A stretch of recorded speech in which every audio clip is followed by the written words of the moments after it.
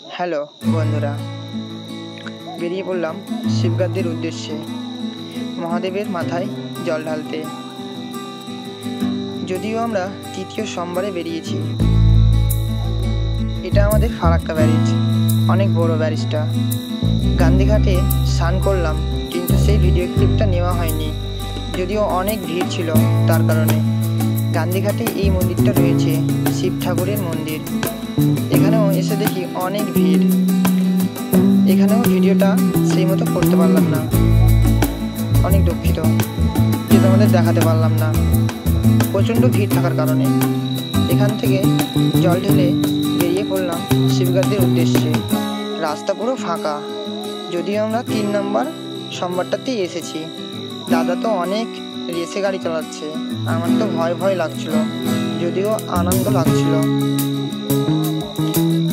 শুধু পাহাড় আর পাহাড়, আর কিছুই নেই, শুধু পাহাড়।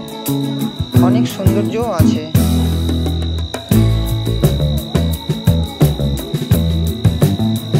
এসে তো অনেক ভালোই লাগছে। রাস্তা তো পুরো ফাঁকা, যদিও দৃশ্যগুলো অনেক আকর্ষণীয়। এবার এসে দেখি অনেক বড় জ্যাম। এখান থেকে 2 কিলোমিটার হবে। এসে দেখছি অনেক জামে পড়ে গেছি। দেখি কখন জাম ফাঁকা হয়। এই যে সেই মেন গেট, এখান দিয়ে যেতে হবে শিব ঠাকুরের কাছে। এই যে আই লাভ শিবগাদ্দি ধাম, এটা আমার দাদা, ওই যে সামনে। এই যে এসেই গেলাম অপেক্ষার শেষে। ঝর্ণা থেকে জল পড়ছে, অনেক সুন্দর দৃশ্য। ওই ঝর্ণাতে স্নান করব। এইখান দিয়ে ঢুকতে হয়, ভিতরে ভোলেনাথ আছে। শুনেছি এখানেই ভোলেনাথ থাকে।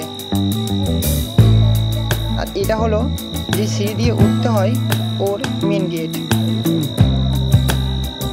এই যে ঝর্ণা, এখানে স্নান করলাম। মনের যত কষ্ট দুঃখ সব এখানেই শেষ।